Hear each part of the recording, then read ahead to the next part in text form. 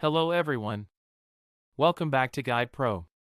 In this video, I will show you how to set up fingerprint login on your Windows computer.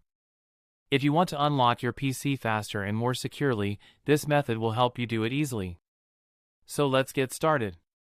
First, open Settings on your computer. Now click on Accounts. Then tap on Sign In Options. Before setting up Fingerprint, make sure you are signed in with your Microsoft account. Also make sure you have already set a PIN on your device. If not, set up a PIN first. Now click on Fingerprint Recognition. Then tap on Setup. Enter your PIN to continue. Now place your finger on the fingerprint sensor. Lift and place your finger again in different positions. Make sure you cover all angles of your finger.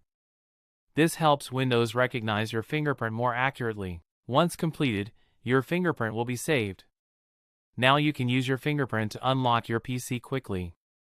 So this is how you can set up Fingerprint on Windows. If this video helped you, make sure to like the video and subscribe to Guide Pro.